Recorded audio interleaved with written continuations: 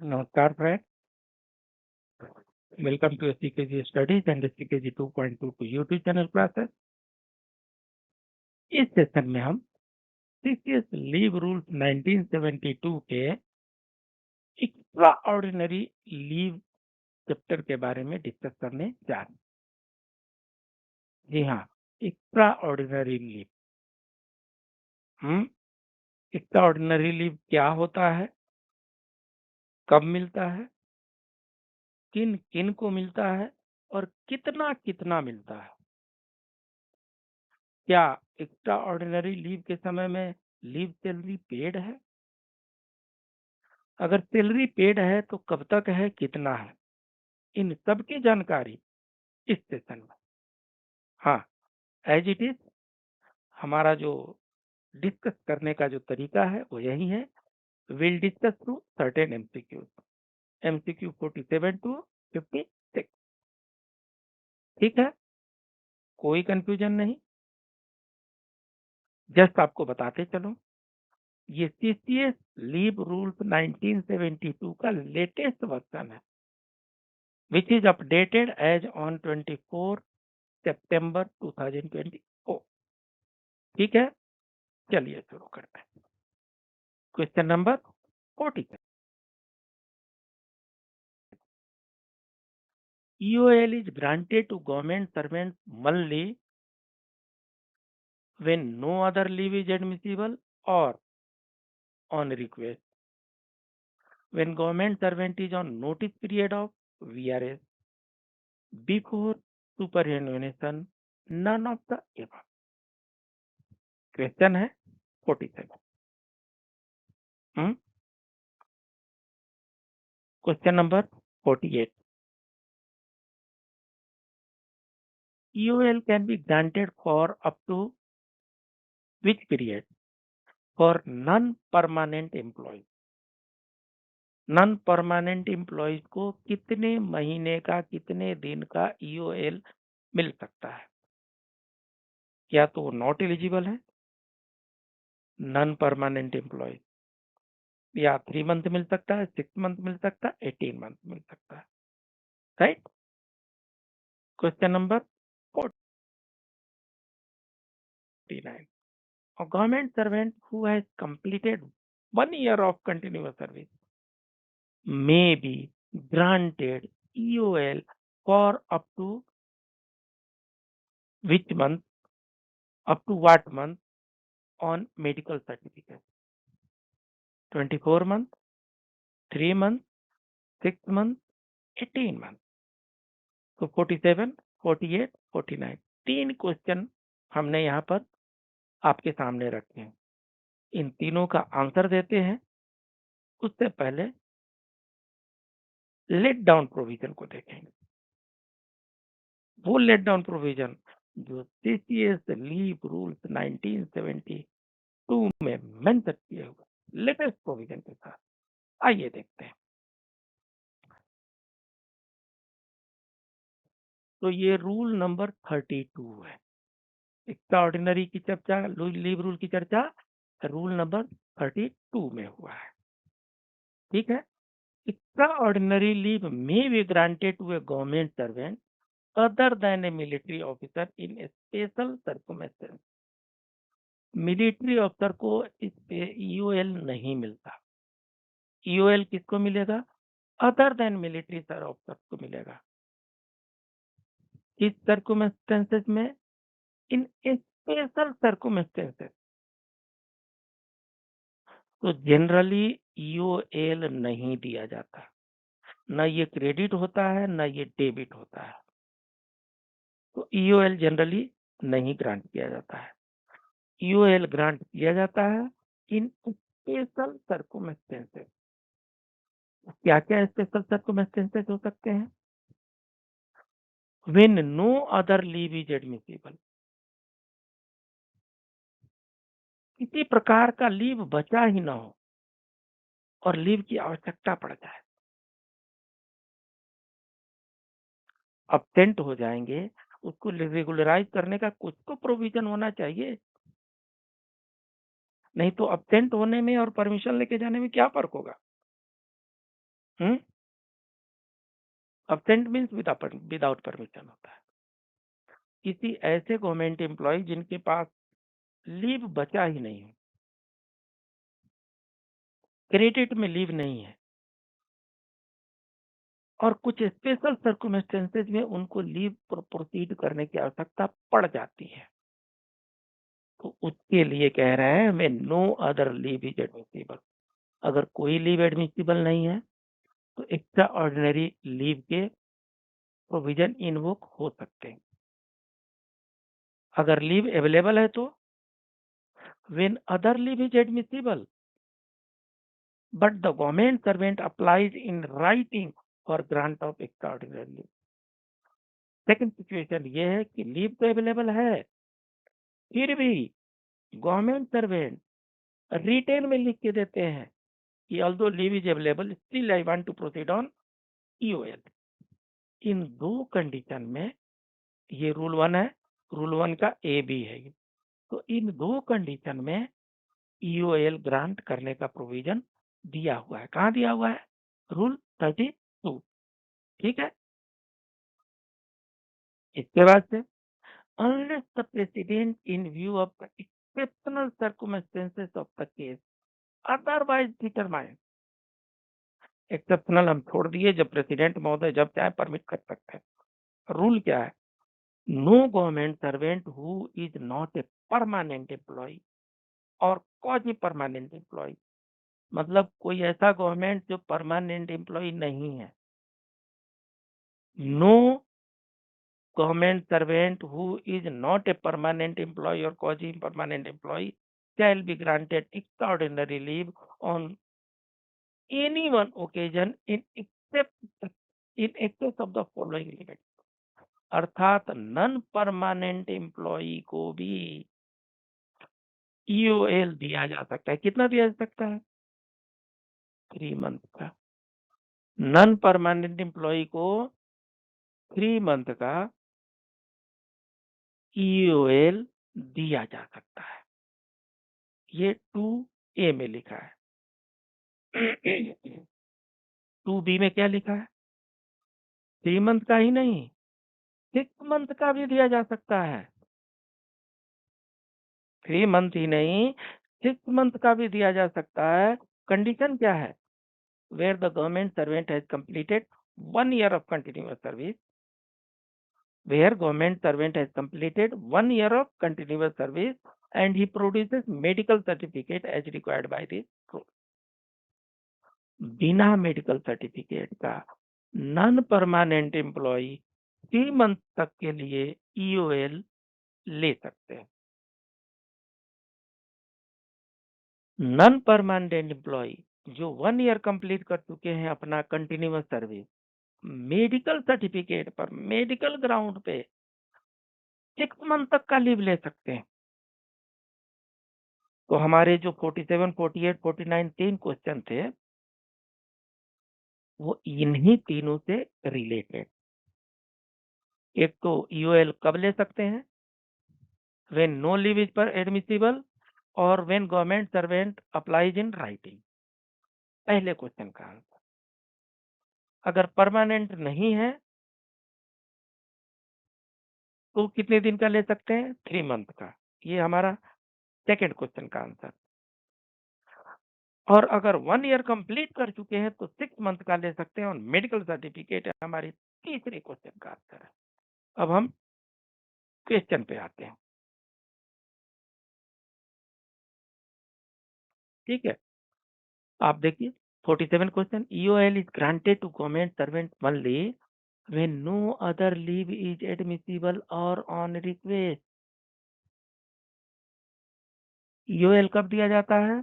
जब या तो गवर्नमेंट सर्वेंट के अकाउंट में कोई लीव ही नहीं हो, या कोई लीव तो है फिर भी गवर्नमेंट सर्वेंट राइटिंग में रिक्वेस्ट करते हैं कि मुझे ईओएल ही प्रदान किया जाए। इसके साथ साथ ये बी भी देख लेते हैं।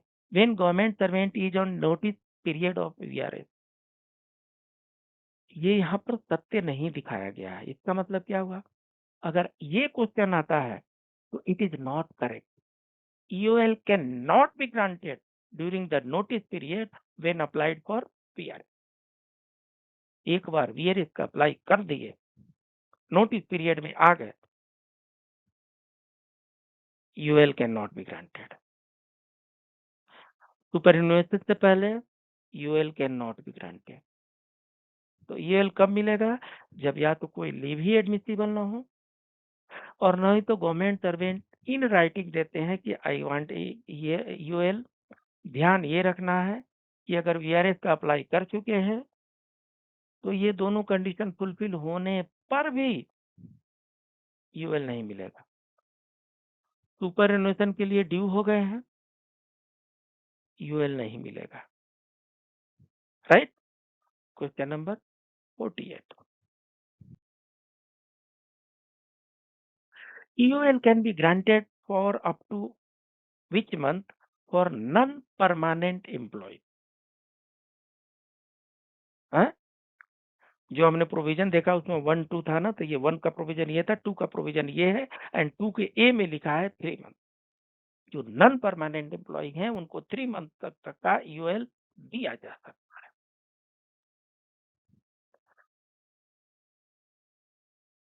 तो government servant who has completed 1 year of continuous service may be granted UIL for up to so months on medical certificate।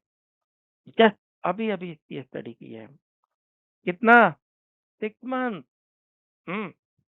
तो जब भी ईओएल चैप्टर की हम चर्चा करेंगे, आपके पास 3 मंथ, 6 मंथ, 18 मंथ, 24 मंथ के ऑप्शन आएंगे, क्योंकि ईओएल 3 मंथ का भी दिया जाता है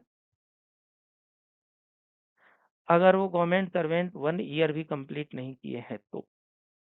6 मंथ तक की भी दिया जाता है अगर वो 1 ईयर कंप्लीट तो कर लिए हैं, साथ में मेडिकल सर्टिफिकेट लगाते हैं। 18 और 24 का पढ़ना अभी बाकी है। यहाँ तक आप आ गए हैं और अभी तक आपने अपना चैनल सब्सक्राइब नहीं किया है, तो इसे यहाँ सब्सक्राइब वाले बटन पर टच करके सब्सक्राइब करें। बेल आइकन टच करेंगे तो then and there instantly notification मिलेगा आपको। यहाँ पर टच करके आप लाइक कर रहे हैं, और कुछ आप लोगों में से प्रबुद्ध जन है वो कमेंट बॉक्स में अपना कमेंट भी डाल रहे हैं।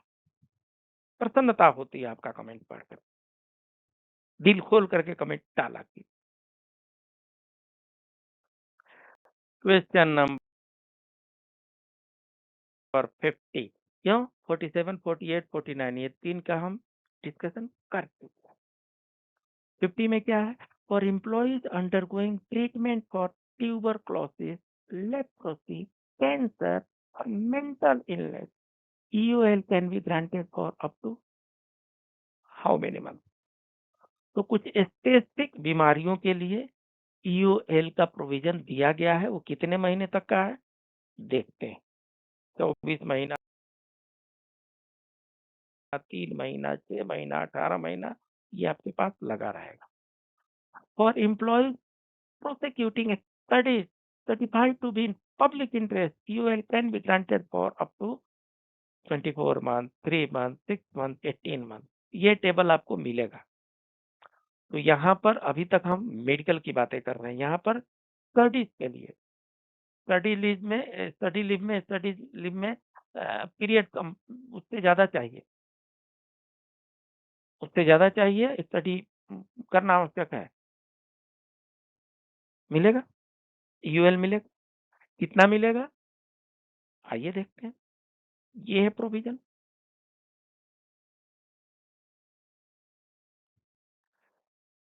18 months, 18 months where government servant who has completed 1 year of continuous service is undergoing treatment for tuberculosis। देख रहे हैं? और कहाँ पे?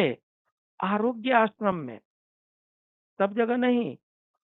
इन ए रिकॉग्नाइज सैनेटोरियम, आरोग्य आश्रम में अगर वहां पर ट्रीटमेंट ले रहे हैं ट्यूबरक्लोसिस के, तो वहां पे 18 महीने तक का लीव आपको मिल जाता है।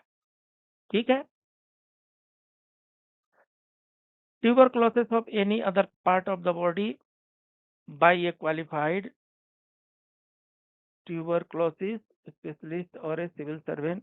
ठीक है, ये सर्टिफिकेट के तरीके हैं। और क्या है, 18 महीने का भी हो गया। लेप्रोसी का भी है, ट्यूबरक्लोसिस, लेप्रोसी, कैंसर का भी है। तो ये जो 3 चीजें हमने बताई थी आपको, उसमें कितने महीने का बता रहा है? 18 महीने का बता रहा है। ये हमारे उस क्वेश्चन का आंसर है ये। ठीक है, 50वें क्वेश्चन का आंसर है। 51वें क्वेश्चन में स्टडी लीव के बारे में पूछा है, तो स्टडी लीव क्या यहाँ पर दिया है? 24 मंथ ले सकते हैं स्टडी लीव को करने के लिए, where leave is required for the purpose of prosecuting studies certified to be in public interest, provided the government servant concerned has completed 3 years continuous service on the date of expiry of leave of the kind due and admissible under each rule, including 3 months extraordinary leave under clause A। तो जो 3 महीने का extraordinary जो leave था 2A में, including, वो अलग से नहीं कर लेंगे, ऐसा नहीं कि 24 महीने यहाँ पर और 3 महीना वो, नहीं नहीं, पूरे मिलाकर के स्टडीज लीव में 24 महीने तक, 24 मंथ तक ईओएल ग्रांट किया जा सकता है। बॉन्ड लिया जाता है। बॉन्ड ये लिया जाता है कि in the event of his not returning on duty on expiry of such leave or quitting the service before a period of 3 years after return to duty, he has to return all his benefits। ठीक है, study leave में गए, study कर लिए, study करने के बाद वहां से कोई और अच्छा जॉब मिल गया या कहीं कुछ और प्रोफेशन में चले गए, जॉब पे आए ही नहीं, डिपार्टमेंट को क्या फायदा हुआ? पब्लिक इंटरेस्ट में कैसे रह गया वो?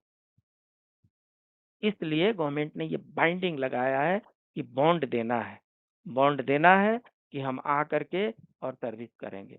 अगर नहीं करते हैं तो refund of undertaking, undertaking to refund to the government the actual amount of expenditure incurred by the government during such leave, plus incurred by any other agency with interest there on it। जितना उन पर expenses हो रहे हैं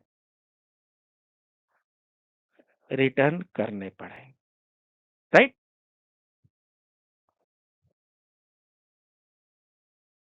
ये भी bond के ही बारे में है।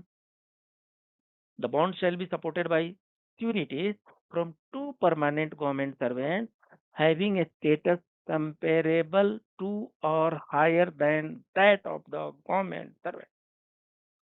जो बॉन्ड लिया जाएगा उसमें 2 सिक्योरिटी लगेंगे, वो भी 2 परमानेंट गवर्नमेंट एम्प्लॉय होंगे, वो भी या तो इक्वल स्टेटस के हों या ऊपर से हायर स्टेटस के हों, उनका बॉन्ड यहाँ पर लगेगा। इसलिए स्टडी लीव के लिए, ठीक है,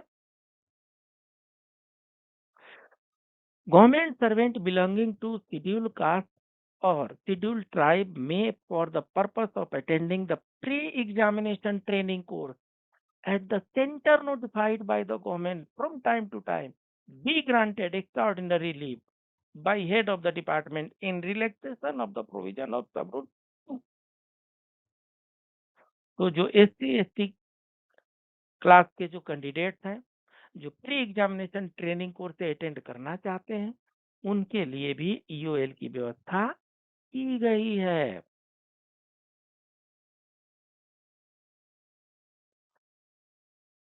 The authority competent to grant leave may commute retrospectively period of absence without leave into extraordinary leave। competent authority के पास पावर है to grant leave may commute retrospectively period of absence। absence हो गया, absence होने के बाद से with proper justification government employees returns to the department the competent authority has power to convert that period of absence into extraordinary leave retrospectively. Prospective तो leave grant किया ही जाता है, ईओएल रेट्रोस्पेक्टिवली भी दिया जा सकता है। Question number 50, for employees undergoing treatment for tuberculosis, leprosy, cancer or mental illness, EOL can be granted for period up to 18 months। 3 months उनके लिए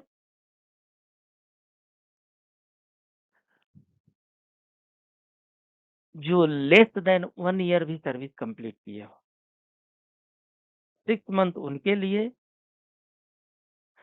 3 मंथ उनके लिए जो less than 1 year service complete किए हों, 6 मंथ उनके लिए जो 1 ईयर सर्विस कंप्लीट कर चुके हों एंड मेडिकल सर्टिफिकेट प्रोड्यूस कर सकते हैं, और 18 month for such type of treatment, for such type of treatment of such type of illness. ठीक है। Question number 51, for employees prosecuting studies certified to be in public interest, EOL can be granted। अब 3 month आपने देख ही लिया, 6 month आपने देख ही लिया, 18 मंथ आपने देख ही लिया, तो for studies it is 24 month. ठीक है।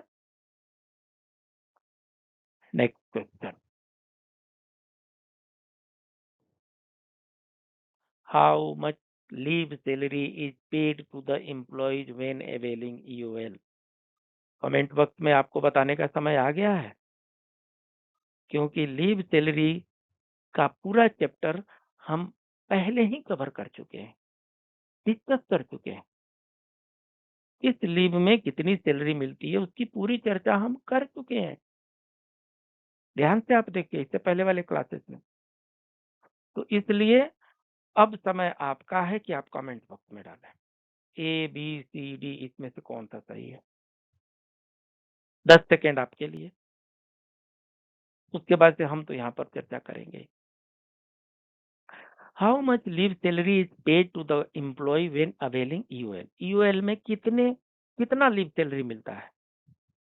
Full leave salary, 50% leave salary, only 25% leave salary, और not paid any leave salary. इतनी कितनी मुश्किल है क्या? क्या लगता है कुछ तो लीव सैलरी पे किया जाता होगा? Sorry, not paid any leave salary. Extra ordinary leave जो है ये सिर्फ और सिर्फ अब्सेंस को रेगुलराइज करने के लिए है। आपके जो अब्सेंस हैं it should not go against your service career, इसलिए उनको रेगुलराइज करने के लिए प्रोविजन बना दिया गया है। अगर उसके अगेंस्ट में सैलरी देना शुरू करें तो डिपार्टमेंट सर्वाइव भी नहीं करेंगे। इसलिए EOL चाहे 3 महीने का ले रहे हैं, चाहे 6 महीने का ले रहे हो, चाहे 18 महीने का ले रहे हो, चाहे 24 मंथ का ले रहे हो, leave salary is not paid, not paid. Next question, the employ is entitled to draw HRA during EOL। अब आप देख चुके हैं कि लीव सैलरी तो मिलती नहीं है, EOL पीरियड में सैलरी नहीं मिलती, किसी प्रकार की सैलरी नहीं मिलती, ऑन ड्यूटी का तो मिलेगा नहीं, लीव सैलरी भी नहीं मिलती है। HRA मिलेगा क्या? HRA अगर मिलेगा तो क्वार्टर भी रिटेन होगा, और अगर HRA नहीं मिला तो क्वार्टर रिटेन भी नहीं होगा। तो ऑप्शंस क्या है? HRA will be available at the same rate as before they proceed on leave. Okay, 50% HRA is paid, ठीक है। only 25% HRA is paid, no HRA is paid, and to your surprise A is the correct answer, HRA is paid during EOL at the same rate as before they proceeded on leave. Leave पर जाने से पहले जितना HRA मिलता था उतना मिलता रहेगा, right? Next question, EOL cannot be availed concurrently during the notice period when going on voluntary retirement. हाँ, इसकी चर्चा हम इससे पहले कर चुके हैं, इसी सेशन में इससे पहले इसकी चर्चा कर चुके हैं। वीआरएस पीरियड में, वीआरएस पीरियड चाहे सुपरएनुएशन पीरियड हो, prior to superannuation and prior to VRS, that is notice period, EOL cannot be granted. जब आप नोटिस पीरियड में VRS डाल दिए हैं, EOL cannot be granted, right? Question number 50. The limit of EOL depends upon the circumstances and the length of service. ये क्या सत्य है क्या? EOL, लिमिट ऑफ EOL 3 महीना, 6 महीना, 18 महीने, 24 महीने. The limit of EOL depends on the circumstances and the length of service. Yes, it is true. शुरू में ही हमने चर्चा की, अगर लेस देन 1 ईयर सर्विस है तो 3 मंथ का मिलता है, मोर देन 1 ईयर सर्विस है 6 मंथ का मिलता है, स्टडी लीव 24 मंथ के लिए जा रहे हैं, 3 ईयर कंटिन्यूअस सर्विस होगी तो मिलेगा. तो the limit of EOL does depend on the circumstances and length of service. Circumstances मतलब मेडिकल लीव पे 18 महीने भी मिलते हैं, 6 मंथ भी मिलते हैं, नॉन मेडिकल पर ओनली 3 मंथ मिलते हैं, स्टडी लीव पे 24 मंथ मिलते हैं. तो सर्कुमेस्टेंसेस के अनुसार और लेंथ ऑफ सर्विस के अनुसार limit of EOL changes, varies. It is correct. Question number 5. Authority competent to grant leave may commute retrospectively period of absence without leave into extraordinary leave. सत्य है क्या? Leave is always subject to prior sanction, prior approval. पहले permission लीजिए तब leave पे जाइए. ये leave का कार्डिनल रूल है, प्रिंसिपल है. ये यहाँ पर कह रहे हैं कि the authority competent to grant leave may commute retrospectively periods of absence without leave into extraordinary. अर्थात जो अब्सेंट थे, पीरियड ऑफ अब्सेंस था, उसको EOL में कन्वर्ट करने के लिए रेगुलराइज किया जाता है. And this regularisation can be done retrospectively also. It regularisation की बात है, ये लीव ग्रांट करने की बात नहीं है. लीव सैलरी मिलती नहीं तो लीव कहाँ से ग्रांट हो रहा है? तो ये लीव ग्रांट करने वाली बात नहीं है, अब्सेंस को रेगुलराइज करने की बात. कॉम्पिटेंट अथॉरिटी को लगता है कि एडिक्वेट उनके पास रीजंस है टू बी अब्सेंट, तो उस रीजन को कंसीडर करते हुए जो उनका अब्सेंस ऑफ पीरियड है उसको रेट्रोस्पेक्टिवली कम्यूट किया जा सकता है इनटू EOL. आपका चैनल SGKG स्टडीज, आपको हम बता दें, जैसे ही यहाँ पर SGKG स्टडीज पे आप आते हैं, पहले होम पे आते होंगे, वीडियोस पे आते होंगे, स्टार्ट पे आते होंगे, लाइव प्लेलिस्ट पे आना है.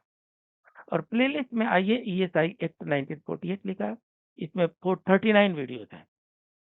SSO LDC है, इसमें 286 वीडियोस है. LDC for assistant UDC LDC करके है, 153 वीडियोस है, क्लासेस है. CCS कंडक्ट रूल 22 क्लासेस है. आप इन वन को एक प्लेलिस्ट में आकर के पूरा का पूरा क्लासेस वन गो में आप देख सकते हैं, लाभान्वित हो सकते हैं। हुँ? आपको हमारा क्लास कैसा लगता है? कमेंट बॉक्स में आपके कमेंट का बड़ा बेसब्री से हमारा इंतज़ार रहता है। प्रतीक्षारत रहता हूँ मैं आपके कमेंट की। मिलते हैं अगले क्लास में, तब तक के लिए please keep on enjoying SCKG studies and SCKG 2.22 YouTube channel classes. नमस्कार।